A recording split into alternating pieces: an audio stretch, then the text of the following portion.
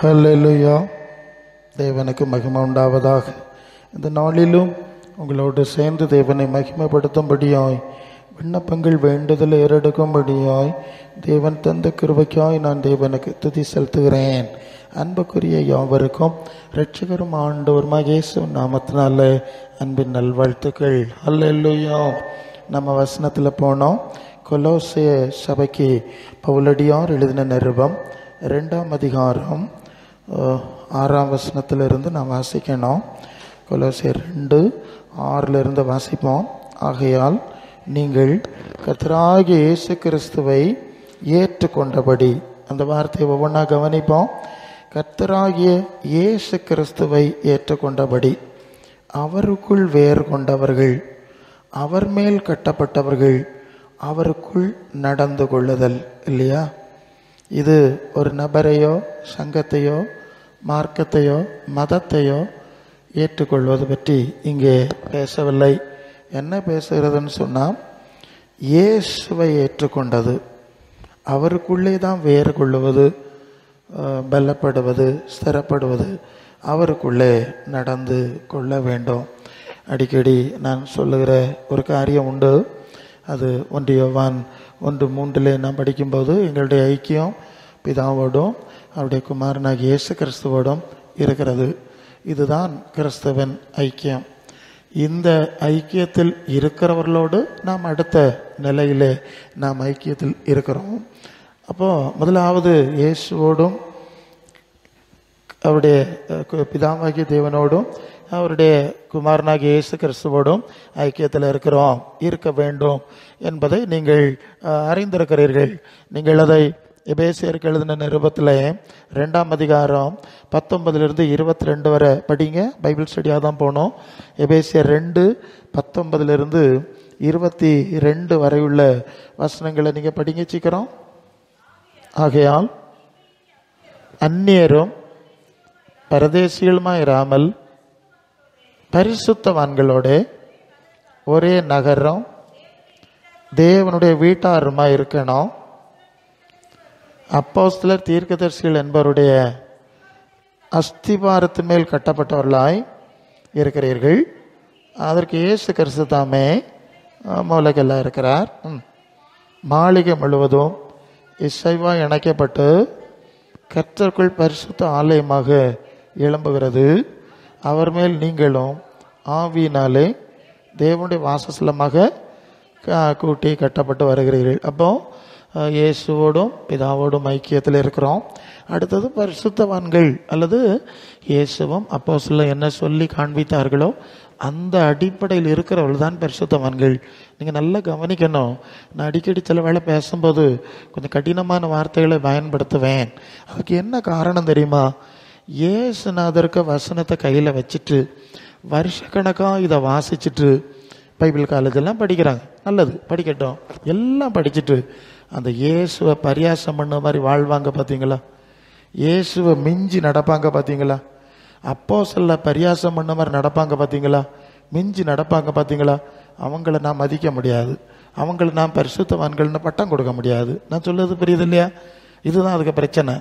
மற்றவர்கள் அவர்களை பார்ப்பதற்கும் நான் மற்றவர்களை பார்க்கறதுக்குள்ள வித்தியாசம் என்னன்னா, நான் இயேசுவையே பார்த்து பழகிவிட்டேன், அப்போஸ்தலரை பார்த்து பழகிவிட்டேன், இந்த வசனங்களையே பார்த்து பழகிவிட்டேன். அதற்காக யாரை பார்த்தாலும் நான் இந்த ஸ்கேல் வச்சு தான் அளப்பேன். புரியுது இல்லையா? அதை அளக்கும்போது, ஐயோ இயேசு இப்படி சொல்லியிருக்கிறார், இப்படி நடந்திருக்கிறார், அப்போஸ்தலர் இப்படி சொல்லியிருக்கிறார்கள், இப்படி நடந்திருக்கிறார்கள், ஆனால் இவர்களெல்லாம் இப்படி இருக்கிறார்களே என்று நினைக்கும் போது அவர்களை கிறிஸ்துவுக்குரியவர்களாக ஏற்றுக்கொள்ள முடியவில்லை, பரிசுத்தவான்களாக ஏற்றுக்கொள்ள முடியவில்லை, பரலோகத்தின் ஆவியினால் நடத்தப்படுகிறவர்களாக ஏற்றுக்கொள்ள முடியவில்லை. ரோமர் 12:14 எவர்கள் தேவனுடைய ஆவியினாலே நடத்தப்படுறாங்களோ அவங்க தான் தேவ பிள்ளைன்னு சொல்லியிருக்குல்ல. அப்போ பரலோக தேவனிடத்துலேருந்து வந்த ஆவிக்கு இயேசுக்குள்ளே இருந்து அந்த தன்மைக்கும் அப்போஸ்தலருக்குள்ளே இருந்து அந்த தன்மைக்கும் சம்பந்தமே இல்லை. நான் அடிக்கடி இந்த நாட்களில் சொல்கிற ஒரு காரியம் உண்டு. நீங்கள் பரலோகத்திலிருந்து வந்த ஆவியினாலே நடத்தப்படணும். பல சந்தர்ப்பத்தில் இப்போ நமக்கு அனனியா, பேதுரு, பவுல், யோவான் போன்றவர்கள் ஒரு கட்டத்தில் ஜெபம் பண்ணி கரங்களை வைத்தார்கள், பரிசுத்த ஆவி வந்தது அப்படின்னு ஒரு சம்பவம் இருக்குது. இந்த அடிப்படையில் அநேகர் பரிசுத்த ஆவி கொடுப்பதற்கு எங்களுக்கும் அதுபோல தேவன் அதிகாரத்தை தந்திருக்கிறார் என்று சொல்லிக் கொள்வது உண்டு. ஆனால் எனக்கு ஒரு பிரச்சனை எங்கே வந்தோன்னு சொன்னால், சரி நீங்கள் ஜெபம் பண்ணீங்க, நீங்கள் கொடுத்தீங்க, ஆனால் அந்த இயேசுநாதருடைய வசனமோ மாதிரியோ இந்த ஆவி உங்களுக்கு காட்டி தரல.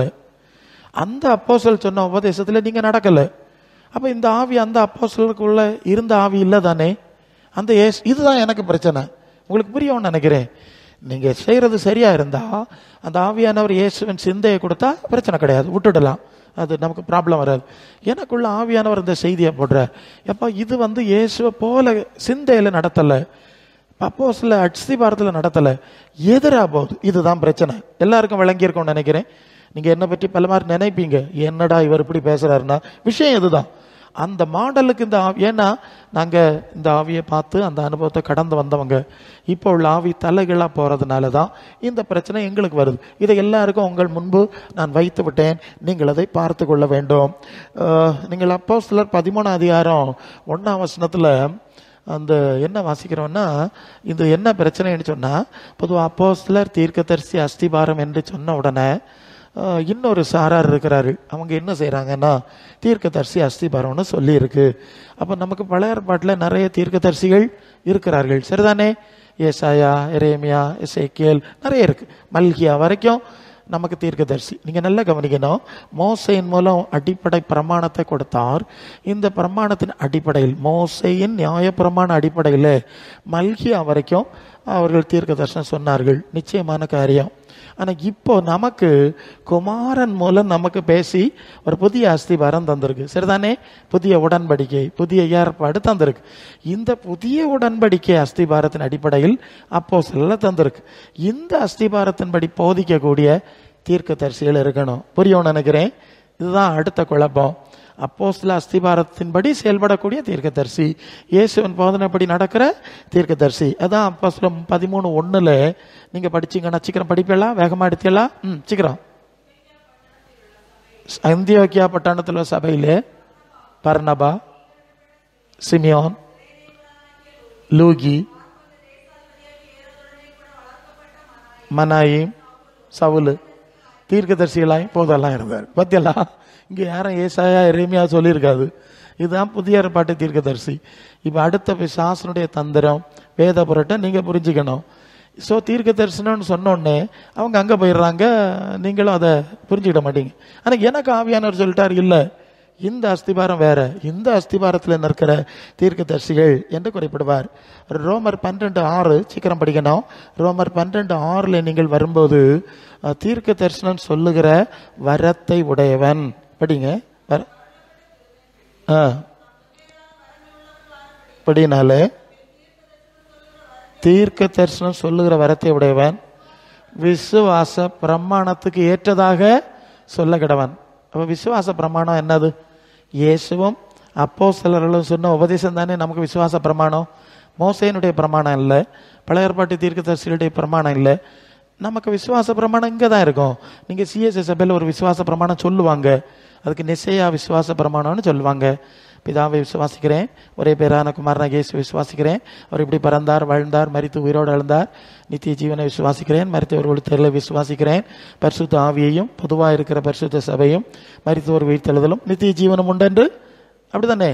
இது ஒன்றுமே பழைய ஏற்பாட்டில் இருக்காதுல்ல, இது புதிய ஏற்பாட்டு அஸ்திவாரம். இதுதான் விசுவாச பிரமாணம். ஸோ இந்த விசுவாச பிரமாணத்துக்கு ஏற்ப இருக்கணும். உங்களுக்கு புரியும்படி சொல்லணும். உதாரணமாக பழைய ஏற்பாட்டிலேருந்து நீங்கள் பாகமம் 28 முதல் 14 வசனங்களில் பூமியின் உயர்ந்த ஸ்தானங்களில் ஏற பண்ணுகிற காரியங்கள் வாக்குத்தத்தமாய் கொடுக்கப்பட்டது, சந்தேகம் கிடையாது. இப்போ இயேசு சொல்லிட்டார் யோவான் 14:2 பிதாவின் வீட்டில் வாசஸ்தலம் உண்டு, நான் உங்களுக்கு அங்கே ஒரு ஸ்தலம் ஆயத்தம் பண்ண போகிறேன். வெளிப்படுத்தல் 3:21, நான் இருக்கிற இடத்துல நீங்கள் இருக்கும்படி உங்களுக்கு நான் கூட்டிகிட்டு போகிறது வருவேன், உங்களை உட்கார பண்ணுவேன். இயேசு சொன்ன வாக்குத்தத்தம், மோசேயின் மூலம் கொடுக்க வாக்குத்தத்தமும் இயேசு சொன்ன வாக்குத்தத்தத்துக்குள்ள வேறுபாடை நீங்கள் புரிய வேண்டும். எபேசியர் 2:7, உன்னதங்களில் அவரோடு கூட உட்காரவும் செய்தார். புரிஞ்சல்ல? இப்போ பிசாசு என்ன சொல்கிறான்? லூக்கா 4:5, பூமி உலகம் முழுசும் எனக்கு கொடுத்துருக்கு, எனக்கு இஷ்டமானவனுக்கு கொடுப்பேன், நீ பணிஞ்சிட்டா உனக்கே தருவேன். ஏசுநார்கிட்ட பேசுகிறேன். அப்போ இப்போ பிசாசு சொல்கிறான், பூமியின் உயர்ந்த ஸ்தானத்தை கொடுக்குறேன். ஏன்னா ஏசாயா 65:17 பழைய வானம் பூமியும் நான் இனி நினைக்கிறதில்ல, மனசில் தோன்றதில்ல, புதுசு உண்டாக போகிறேன்னு சொல்லிட்டார்ல. அதனால தான் இந்த பிரச்சனை வருது.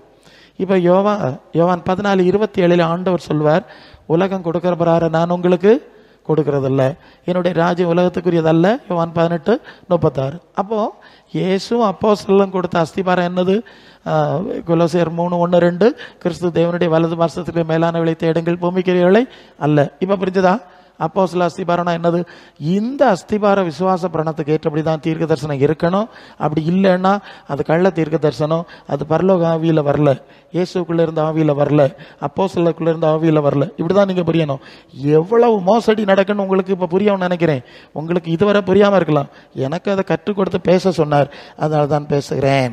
1 கொரிந்தியர் 14:3 என்ன வாசிக்கிறோம்? 1 கொரிந்தியர் 14:3 வாசிங்க சீக்கிரம்.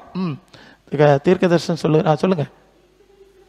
தீர்க்க தரிசனம் சொல்லுகிறவன் மனுஷருக்கு பக்தி விருத்தி உண்டாகணும், நல்லா புரியணும், புத்தி படிப்பிக்கணும், ஆறுதலும் உண்டாக பேசுகிறான். நல்ல கவனிங்க. பக்தி விருத்தி உண்டாகத்தக்கதாய் நமக்கு தேவ பயம் உண்டாகணும், கிறிஸ்துவின் சுவிசேஷத்தில் விசுவாசம் உண்டாகணும், அப்போஸ்தல சுவிசேஷத்தில் விசுவாசம் உண்டாகணும். விசுவாசம் பழைய ஏற்பாட்டுக்கு போயிடக்கூடாது.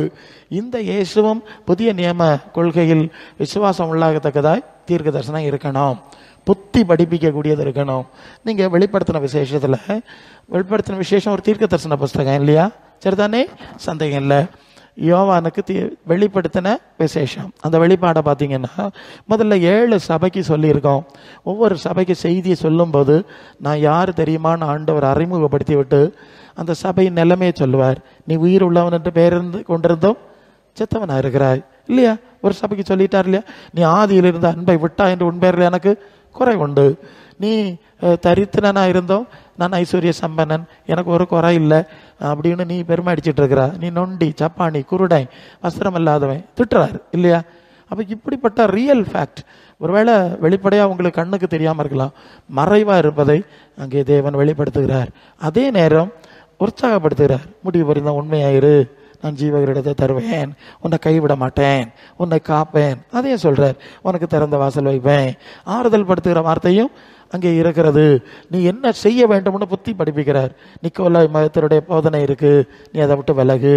தீர்க்க தரிசனி என்று சொல்ற ஒரு ஸ்ரீயானவள் ஊழியக்காரர்களை கெடுத்து போடுகிறாள், நீ இடம் கொடுக்கிறாய், தப்பு, திருந்து. சரியா? அப்போ பக்தி விருத்தி, புத்தி, ஆறுதல், இதுதான் இந்த தீர்க்க தரிசனம். ஆனால் இப்போ நடக்கிறதெல்லாம் அப்படிப்பட்டது அல்ல என்பதை நீங்களே நிதானித்து பார்த்து கொள்ள முடியும். அல்லேலூயா. நல்லது. அப்போ கிறிஸ்து இயேசுக்குள் கட்டப்பட வேண்டும், அவருக்குள்ளே தான் வேர் உகுண்ட வேண்டும். ஒரு பாட்டு பாடுவாங்க, யாக்கோபே நீ வேறு ஒன்றுவாய், நீ பூத்து காய் கொடுப்பாய். யாக்கோபை போல வேறொன்றை பற்றி தான் கவிஞர்கள் பாடுறாங்க, இயேசுவை போல வேறொன்றதை பற்றி பாடலை. ஏன்? பேதுருவை போல வேறு ஒன்றுவாய், பவுலை போல வேறு ஒன்றுவாய் ஏன் பாடலேன்னு கேட்டானா? நீங்கள் இதுலேயே பாடியிருக்கணும். தந்திரம், இது ஒரு ஆவிக்குரிய வேத பொருட்டு தந்திரங்கிறத நீங்கள் புரிந்து கொள்ள வேண்டும். சரி, அப்போ கிறிஸ்துவுக்குள் நாம் கட்டப்படணும், அதுதான் நம்ம பிரச்சனை. பலப்படணும், ஸ்திரப்படணும். வேறு இடத்துல ஸ்திரப்படுறதுனால ஆண்டவர் இருக்க இடத்துக்கு போக முடியாதுங்கிறத நான் பல அடிப்படையில் நான் உங்களுக்கு சொல்லியிருக்கிறேன். அல்லேலூயா. அப்போ உலகத்தில் வேறு கொள்ளக்கூடாது. இப்போ மீண்டும் அந்த கொலோசியர் 2 அந்த 7ஆம் வசனத்துக்கு வாங்க. முதலாவது நம்ம வாசித்தோம் இல்லையா? கொலோசியர் 2:6 வாசித்தோம். அடுத்த வசனம் படிங்க. நீங்கள் போதிக்கப்பட்டபடியே உறுதிப்பட்டு அதில் தான் பெருகணும். அடுத்தது, லௌகீக ஞானத்தினாலும் மாயமான தந்திரத்தினாலும் ஒருவனும் உங்களை கொள்ளை கொண்டு போகாதபடி எச்சரிக்கையாக இருக்கணும். அது மனுஷரின் பாரம்பரிய வழிபாடுகளையும் பற்றினது இல்லாமல் கிறிஸ்துவை பற்றினது. புரிஞ்சிட்டிங்களா? லௌகிகம்னா என்னது? லௌகிகம்னா லோகம், உலகம். லௌகிகம்னா லோகம், உலகம். இது அநேகர் உலகத்துக்குரியவர்களை பேசுவார்கள், தந்திரமாய் பேசுவார்கள், உலக மரபுகளை பேசுவார்கள், உலக வழிபாடு வழக்கங்கள் அடிப்படையில் தான் பேசுவாங்க. உலகத்தில் எது மேன்மையாக எண்ணப்படுகிறதோ, மேன்மையாக பேசப்படுகிறதோ அதை தான் இவங்களும் பேசிகிட்டு இருப்பாங்க. சரியா? ஆண்டவர் சொல்வார், அதாவது மனுஷருக்கு முன்பு மேன்மையாக எண்ணப்படுகிறது, தேவனுக்கு முன்பு அருவருப்பாக இருக்குது சொன்னார்ல. ரெண்டும் எதிரெதிராக போகுதில்ல? அதான் நீங்கள் புரியணும். மனுஷனுக்கு முன்பு மேன்மை, வசனம் எடுத்தா நேரம் போயிடும். மனுஷனுக்கு முன்பு மேன்மை எண்ணப்படுது, தேவனுக்கு முன்பு அருவருப்பாக இருக்கிறது. அவர்கள் தேவனால் வருகிற மகிமையிலும் மனுஷனால் வருகிற மகிமை அதிகமாய் விரும்பினார்கள். இயேசு சொன்னார், நான் மனுஷனால் வருகிற மகிமையை ஏற்றுக்கொள்கிறதில்லை. எல்லாமே வசனம்தான். இப்படி இருக்கு. ஆனால் இங்கே என்ன நடக்குன்னா, உலக வழிபாடு, பாரம்பரியம், வழக்கம் இப்படியே பேசி கொண்டிருப்பார்கள். இது கிறிஸ்துவை பெற்றினது அல்ல. பார்த்தீங்களா? கிறிஸ்துவை பெற்றினதெல்லாம் பரலோகம், நித்தியம், மகிமைக்குரியது. இதுக்குரியது எதுவுமே அல்ல. இது உலகத்தின் அதிபதிக்குரியது. புரிஞ்சிருப்பீங்க. ஸோ இதை வெளிப்பாக இருக்கணும். அதனால தான் 1 யோவான் 2:15 உலகத்தில் அன்பு கூறாதுங்க, கண்களின் நிச்சை, மாம்சத்தின் நிச்சை, ஜீவனத்தின் பெருமை, 10 கார் வச்சுருக்கேன், 10 ஏக்கர் எஸ்டேட் வச்சுருக்கேன், எனக்கு மாத வருமானம், இதுதானே ஜீவனத்தின் பெருமை.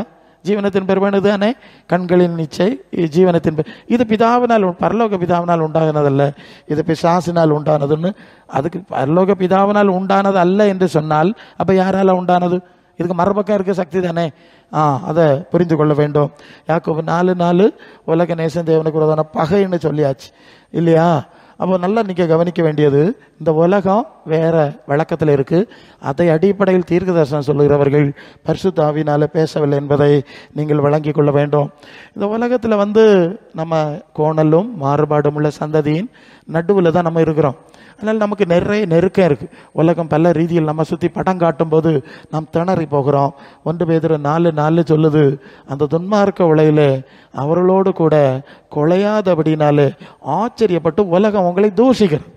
சமீபத்தில் ஒரு ஒரு சம்பவம் சொன்னார். இவர் ஒரு ஊழியத்துக்கு, ஒரு சபைக்கு ஊழியத்துக்கு போயிருக்கார். இவர் ஒரு சாதாரண ஒரு பழைய காரில் போயிருக்கார். நல்லா நீங்கள் கவனிக்கணும். ஒரு சாதாரண பழைய காரில் போயிருக்கார். அந்த சபையினுடைய பாஸ்டருக்கு மனைவி, நல்லா புரியணும், அந்த சபையினுடைய பாஸ்டர் அம்மான்னு சொல்லுவாங்களே, அவங்க இந்த பாஸ்டர்கிட்ட கேட்குறாங்களா, என்ன பாஸ்டர் ஒரு சர்க்கஸ் காரில் வந்திருக்கீங்க, இது என்ன சர்க்கஸில் உள்ள காரா? சொல்லுது புரியுதில்ல உங்களுக்கு? இவர் ஒரு பழைய காரு இல்லை போயிருக்கார். இது என்ன சர்க்கஸ் கூடாரத்தில் உள்ள காரில் வந்திருக்கீங்கன்னு கிண்டல் அடிக்குதான். உங்களுக்கு புரியுதா நான் சொல்கிறது? பிசாசு இப்போ எங்கே இருக்குது? ஏன்னா அவங்க வசதி உள்ளவங்க, அவங்க வேலையெல்லாம் பார்த்து சம்பாதிச்சுட்டு தான் வந்திருக்காங்க, அது வேற விஷயம். நல்ல வசதியான காரு, ஆடம்பர கார் வச்சுருக்காங்க.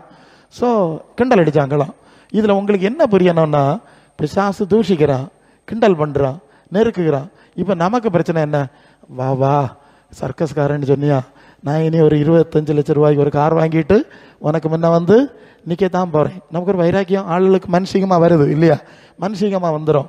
நமக்கு எல்லாருக்கும் அப்படிதான். இந்த உலக 4 பக்கம் நெருக்கும் போது அவங்களுக்கு மேட்சுக்கு மேட்சாக நிற்கும்படி, சரி சமமாக நிற்கும்படி ஒரு வைராக்கியம் வந்துடுது. உடனே அதை நாம் அது போல் நிற்க பார்க்குறோம். அப்படி நிற்க பார்க்கக்கூடாது. இல்லையோ, நீங்கள் நிற்கப்படாது. அது வேற. நீ உலகத்தின் அதிபதியினுடைய பிள்ளைகள், நாங்கள் உன்னதத்தின் தேவகுமாரனுடைய பிள்ளைகள். இல்லையோ. ஸோ இந்த கண்ணியில் என்ன செய்யப்படாது? புரிதா சொல்லுது? இந்த வேறுபாடை அனுசரிக்கும் போது, நான் தேவனுடைய பிள்ளை, பரலோகத்துக்கு அழைக்கப்பட்டிருக்கேன், உனக்கு மாயத்துல எல்லாம் விழமாட்டேன். எனக்கு அந்த கிருபையை தந்தார். நான் எத்தனையோ சூழ்நிலையில் நினைப்பேன், ஒரே மாதிரி தான் நிற்பேன். அல்ல, ஒரு மாற்றமும் கிடையாது. ஏன்னா எனக்கும் வித்தியாசம் இருக்கு. நீ உலகத்துக்குரியவன் ஆடுறா, நான் ஆட முடியாது. எனக்கு தேவன் அறிஞ்சிருக்கேன், இந்த இயேசுவை அறிஞ்சிருக்கேன், இந்த சுவிசேஷத்தை அறிஞ்சிருக்கேன், நான் அப்படி தான் நிற்பேன். சொல்லிய பாரு. ஓகே. ஆக நமக்கு அந்த உறுதிப்பாடு இருக்கணும். அவங்களுடைய பரியாசம், நிந்த, தந்திரமான பேச்சு, இயேசுநாதர் அப்படி செய்யலையே. அவர் சொல்றார், சாந்தமும் மனத்தாழ்மையுமா இருக்கிறேன். அப்போ சொல்ல எப்படி இருந்தாங்க வாஸ்தருங்க. 1 கொரிந்தியர் 4:9 சீக்கிரம். 1 கொரிந்தியர் 4:9. அப்போஸ்தலர் இந்த உலகத்தின் சூழ்நிலையில் எப்படி தங்களை பிரதிபலித்தார்கள், காண்பித்தார்கள்ங்கிறத கொஞ்சம் சிந்திங்க. இதெல்லாம் சவாலான விஷயம்தான் இல்லை? 4:9 சீக்கிரம். எங்களுக்கு தோன்றுகிறபடி தேவன் அப்போஸ்தலராகிய எங்களை மரணத்துக்கு குறிக்கப்பட்டவர்களைப் போல கடைசியானவர்களாய் காணப்பட பண்ணினார். நாங்கள் உலகத்துக்கும் தூதருக்கும் மனுஷருக்கும் வேடிக்கையானோம். நாங்கள் கிறிஸ்துவ நிமித்தம் பைத்தியக்காரர், நீங்கள் கிறிஸ்துவில் புத்திசாலிகள். நாங்கள் பலவீனர், நீங்கள் பலவான்கள், நீங்கள் கனவான்கள், நாங்கள் கனவீனர். இந்நேரம் பசி உள்ளவர்கள், தாகம் உள்ளவர்கள், நர்வாணிகள், குட்டுண்டவர்கள், தங்க இடமில்லாதவர்களாக இருக்கிறோம். எங்கள் கைகளினாலே வேலை செய்து பாடுபடுகிறோம், வையப்பட்டு ஆசீர்வதிக்கிறோம், துன்பப்பட்டு சரிக்கிறோம், தூசிக்கப்பட்டு வேண்டிக் கொள்கிறோம். இந்நாள் வரைக்கும் உலகத்தின் குப்பையை போல, எல்லாரும் துடைத்து போடுற அழுக்கை போல ஆனோம். உங்களை வெட்கப்படுத்தும்படி நான் அவைகளை எழுதவில்லை. என்ன சொல்றீங்க?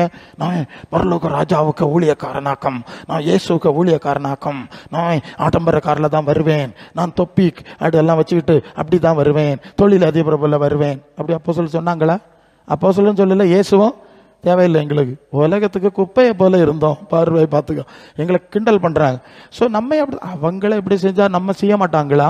நாம் அதெல்லாம் இப்படி தான் நாங்கள் சபையை நடத்தணும். வேறுபாட்டு அனுபவத்தில், சத்தியத்தில், இயேசுவின் சாயலில் நாங்கள் சபையை ரூபாந்தரப்படுத்தினோம்னா இப்படி தான் நாங்கள் பேசணும். அல்ல இல்லையோ? அப்படி தான் வேறுபாட்டின் சத்தியம் கொடுக்கணும். அவங்க அசைய மாட்டாங்க. ஏன்னா நாங்கள் இங்கே படிச்சிருவோம், படிப்பிச்சு கொடுத்துருவோம். எந்த கிண்டலுக்கும் அசைய மாட்டாங்க. ஏன்னா நீ மண்ணில் தானே வைக்கப்படுவா, உனக்கு மலர் விளையம் தானே வைப்பாங்க. எதுக்குடா படம் கட்டுறா நீ? நாங்கள் தெய்வ மகிமை அடைஞ்சு ஆண்டவரோடு இருப்போம். இந்த ஆழத்தை நீங்கள் கற்றுக்கொள்ள வேண்டும். ஹல்லேலூயா. அப்போ துன்மார்க்க உலகிலே கிடக்காதனால இதெல்லாம் இடத்துல நடக்கும். ஊழியத்துக்குள்ளே நடந்தா மற்ற இடங்கள்ல எப்படி இருக்கும் நீங்க பார்த்துருங்க. சரியா? கொள்ளை கொண்டு போகாதபடி எச்சரிக்கையா இருக்கணும். நம்மை அவர்கள் கொள்ளை கொண்டு போகிறார்கள். அதுக்கு என்ன தந்திரம்னா, நீங்கள் 2 கொரிந்தியர் 11:3-4 கிறிஸ்துவை பற்றிய அந்த வசனத்தை படிங்க. ஓகே, 2 கொரிந்தியர் 11:3-4 எப்படி கொள்ளை கொண்டு போறாங்க? ஆகிலும் சர்ப்பமானது ஏவாளை வஞ்சித்தது போல உங்க மனசு கிறிஸ்துவை பற்றிய உண்மையிலிருந்து விலகும்படி கெடுக்கப்படுமா என்று பயந்திருக்கிறேன். கொஞ்சம் நடத்துங்க. கிறிஸ்துவின் தன்மை எல்லாம் பார்த்துட்டோம். இந்த உண்மையிலிருந்து விசுவாசிகளுடைய மனசு கெடுக்கப்படுகிறது.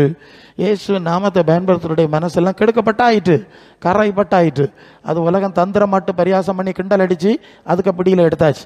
2 தடவை பரியாசம் பண்ணால் எனக்கு சகிக்க முடியலை. சிலர்லாம் விசுவாசிகள் சில சபைகளில் கூட்டத்துக்கு வரும்போது ஒரு டைப்பில் வருவாங்க. கல்யாண வீட்டுக்கு போனீங்கன்னா அவங்க எப்படி இருப்பாங்கன்னு பாருங்கள். ஒரே ஆள். இங்கே வந்தால் பெரிய என்ன புனிதர் மாதிரி இருப்பாங்க. அங்கே போனால் பாபிலோன் குமாரத்தி மாதிரி வருவாங்க. சரியா? இங்கே சியோன் குமாரத்தி, அங்கே பாபிலோன் குமாரத்தி மாதிரி வருவாங்க. ஸோ என்னன்னு கேட்டால் சொல்லுவாங்க, அந்த சூழ்நிலையில் எங்களுக்கு நிற்க முடியலை பாஸ்டர். சரிதானே? அந்த வல்லமை விசுவாசிகளே விழுங்கிடுது. அப்போ பெரிய ஆளுகளையும் ஊழியக்காரெல்லாம் விழுங்கியாச்சு. எல்லாமே விழுந்து கிடக்கு. நாம் இதில் விழிப்பாக இருக்கணும். அதான் கிறிஸ்துவ பற்றி உண்மை இருந்து கெடுக்கும். அடுத்து சொல்லுங்க. எப்படின்னா, உங்களிடத்தில் வருகிறவன் நாங்கள் பிரசங்கியாத வேறொரு இயேசுவை, ஆனால் வேறொரு ஆவி, வேறொரு வெற்றியர்களானால் நன்றாய் சகித்திருப்பீர். அப்ப கிறிஸ்துவை பற்றிய உண்மையிலிருந்து எப்படி சறுக்கிறோம்னா, இயேசுவை போல வேறொரு இயேசு பிரசங்கிக்கப்படுகிறது. மாம்சத்தில் வாழ்ந்த இயேசுவின் மாதிரியை பின்பற்ற வேண்டும் என்று சொல்லி நாம் 1 யோவான் 4:2 நாம் படிக்கிறோம். மாம்சத்தில் வந்த இயேசுவை அறிக்கை பண்ணுதல். அந்த வார்த்தையை நான் உங்களுக்கு சொல்லியிருக்கேன். மாம்சத்தில் வந்த இயேசுவை அறிக்கை பண்ணுகிற ஆவி தேவனால் உண்டாயிருக்கிறது. அப்படின்னா பிசாசுகளும் இயேசுவை தேவனுடைய குமாரன் என்று அறிக்கையிட்டது. 6000 பிசாசு பிடிச்சிருந்த மனுஷனும் சத்தம் போட்டான். அவங்கள தேவ பிள்ளைன்னு ஏற்றுக்கொள்வீங்களா? அப்படி இல்லை. அந்த வசனத்துக்கு பொருள், மாம்சத்தில் வந்த இயேசுவை பிரதிபலிக்கிற ரெசம்பிளிங், ஓகே, பிரதிபலிக்கிற ஆவின்னு சொல்லியிருக்கு. அதை 1 யோவான் 2:6 2 யோவான் முதலே சொல்லிட்டார். அவருக்குள் நிலைத்திருக்கிறேன் என்று சொல்லுகிறவன் அவர் நடந்தபடி தானும் நடக்கணும். இப்போ புரியுதில்ல? இப்படி இல்லாமல் இயேசு தேவகுமாரன்னு சொல்றதெல்லாம் பிசாசு ஆவி சொல்லிட்டு இருக்கு. இப்படி தான் ஒரு இயேசு வரும். இவங்க சொல்றது பிசாசின் ஆவினால இயேசு தேவகுமாரன்னு சொல்லிட்டு இயேசு சொல்லாததையும் செய்யாததும் சம்பந்தம் இல்லாத காரியம்லாம் சொல்லிட்டு இருப்பாங்க. இதுதான் தந்திரம். புரியும்னு நினைக்கிறேன். 2வது, நீங்கள் பெற்றிராத இன்னொரு ஆவி. பரலோகத்திலிருந்து வந்த ஆவி வந்தா பரலோகத்தை குறித்த வெளிப்பாடு கொடுக்கும். அது 1 கொரிந்தியர் 2:9, தேவன் தமக்கு ஆயத்தம் பண்ணதை கண்ணு காணல, காது கேட்கல, தேவனோ வேளை தம்முடைய ஆவியினால் நமக்கு வெளிப்படுத்தினார். எதை வெளிப்படுத்தினார்? பரலோகத்தை வெளிப்படுத்தினார். இப்போ பூலோக ஆவி வந்தா என்ன நடக்கும்? அது 1 யோவான் 4:5 தானே. உலகத்தில் இருக்கிறவனிலும் உங்களுக்குள் இருக்கிறவர்கள் பெரியவர், அவர்கள் உலகத்துக்குரியவர்கள், உலகத்துக்குரியவர்களை பேசுகிறார்கள், உலகம் அவர்களுக்கு செவி கொடுக்கும், தேவனை அறிந்தவன் எங்களுக்கு செவி கொடுக்கிறான். இதனாலே சத்திய ஆவி இன்னதென்றும் வஞ்சிக்கிற ஆவி இன்னதென்று அறிந்திருக்கிறோம். ஹல்லேலூயா. புரிஞ்சிட்டீங்கல்ல?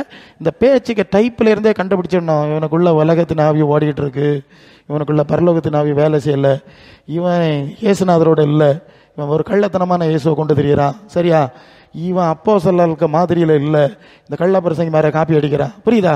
இதெல்லாம் நம்ம புரிஞ்சிருக்கணும். நீங்கள் புரியணும் உங்கள் நித்திய ஜீவன். ஒரு தினம் உங்களை கொள்ளை கொண்டு போகக்கூடாது. இந்த வசனம் சொல்லுது, ஏமாத்துவான், கொள்ளை அடிச்சுட்டு போயிடுவான், போகாதபடி எச்சரிக்கையார்.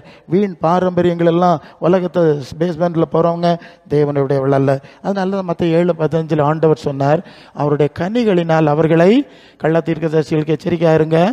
ஆட்டு தோலை போத்துட்டு வருவாங்க, அப்படியே இயேசு இயேசுன்னு சொல்லுவான், சோத்திரம் அல்லேலூயா சொல்லுவான், அந்நிய பாஷை பேசிக்கிடுவான், இயேசுப்பா டேடி மம்மின்னு சொல்லுவான், அப்படியே மென்மையாக பேசுவான். நீங்கள் ஏமாந்துடக்கூடாது, பார்த்துக்கிட்டே இருக்கணும். இந்த ஆளை பார்த்தா இயேசுநாதர் மாதிரி தெரியலையே, ஏதோ தந்திரமாக பேசுறது மாதிரி இருக்கு. ஒரு வார்த்தை இருக்கு, வெளிப்படுத்தின விசேஷம் 13ஆம் அதிகாரத்தில் இருக்கு. அந்த வசனம் என்ன சொல்ல தெரியுமா? ஒரு ஆடு, ஒரு மிருகம் பூமியிலிருந்து எழும்பி வர கண்டேன். அந்த மிருகம் எப்படி இருந்ததாம்? அது ஆட்டுக்கு ஒப்பா இருந்தது. 13:11 பின்பு வேறொரு மிருகம் பூமியிலிருந்து எழும்பி வர கண்டேன். அது ஒரு ஆட்டுக்குட்டிக்கு ஒப்பாய் 2 கொம்பு இருந்தது. அது வலு சர்ப்பத்தை போல பேசினர். என்னது பார்த்தா ஆட்டுக்குட்டி பேசுறது எப்படி? வலு சர்ப்பத்தை போல. அது ஏன் வலு சர்ப்பத்தை போலன்னு சொல்லியிருக்கு தெரியுமா? அதுதான் ஒரு வசனம் நான் தந்தேன்ல, 2 கொரிந்தியர் 11:3. சர்ப்பமானது ஏவாளை வஞ்சித்தது போல தந்திரத்தினாலே. எஸ் தந்திரம், தட் வேர்ட், தந்திரமான வார்த்தை. அப்ப தந்திரமா பேசும். வெளிப்பார்வைக்கு அந்த சர்ப்பம்னு சொன்னாலே தந்திரம்னு அர்த்தம். அது பைபிளில் அப்படி தான் இருக்கு. அது நீங்கள் ஈஸியாக கண்டுபிடிச்சிட மாட்டீங்க. அது உங்களை கொத்த வருது, உங்கள் விழுங்க வருது, கடிக்க வருது, ஆனால் தந்திரமாக வருது. சரியா? ஆடு போல வேஷம் போட்டுட்டு வருது. அப்போ இப்படிப்பட்ட தந்திரமான ஒரு ஆவி தான் அந்த ஆவி என்பதை நீங்கள் புரிந்து கொள்ள வேண்டும். இது இயேசு அதை எச்சரித்திருக்கிறார், கனிகளினாலே அறிந்து கொள்ளுங்க. சரி, இப்போ பிலிப்பியர் 3ஆம் அதிகாரம் 17-20 வரை சீக்கிரம் படிச்சிருங்க. பிலிப்பியர் 3:17-20 சீக்கிரம். அநேகர் வேற படிங்க. நீங்கள் என்னோட கூட பின்பற்றுகிறவர்களாகி நாங்கள் உங்களுக்கு வழிகாட்டுகிறவர்களை மாதிரியாய் நோக்குங்கள். ஏனெனில் அநேகர் வேறு விதமாய் நடக்கிறார்கள். எப்படி நடக்கிறார்கள்? கிறிஸ்துவின் சிலுவைக்கு பகைஞர், சிலுவை மக்களுக்கு இஷ்டம் இல்லை, பகைஞராக இருக்கிறார்கள். பூமிக்குரியவர்களை சிந்திக்கிறார்கள். அவருடைய தேவன் வயிற்று பிழைப்புக்காக ஆண்டவருடைய நாமத்தை பயன்படுத்துகிறார்கள். அவர்கள் மகிமை, அவருடைய லெச்சையே நம்முடைய குடியிருப்பு பரலோகத்தில் இருக்கிறது, இயேசு வரை எதிர்பார்த்து காத்து கொண்டிருக்கிறோம். சரிதானே? அப்போ வேறு விதமாய் நடக்கிறவர்கள் இப்போ புரிஞ்சுட்டு இல்லையா? எத்தனை வருஷம் சொல்லி தந்திருக்கேன். ஆவியானவர் நம்மோடு பேசிட்டு இருக்கார், விழிப்பா இருக்கணும். அப்போஸ்தலர் 20:30 பவுல் சொல்லுவார், சீசர் கூட்டத்தில் உங்களுக்குள்ள இருந்து சிலர் எழும்பி மாறுபாடானவளெல்லாம் போதிக்கிறவர்கள் எழும்புவாங்க, நீ கவனமா இருன்னு சொல்லுகிறார். 1 தீமோத்தேயு 6ஆம் அதிகாரம் 5ஆம் வசனத்துல 1 தீமோத்தேயு 6:5 கெட்ட சிந்தை, அந்த வசனத்தை படிச்சிருங்க. 1 தீமோத்தேயு 6:5 சீக்கிரம். அது கெட்ட சிந்தை உள்ளவர்களும் சத்தியம் இல்லாதவர்களும் 6:5 கெட்ட சிந்தை உள்ளவர்கள். எப்படி? கெட்ட சிந்தை தான், சத்தியமே கையில் கிடையாது. தேவ பக்தியை வச்சு ஆதாய தொழில் நடத்தணும்.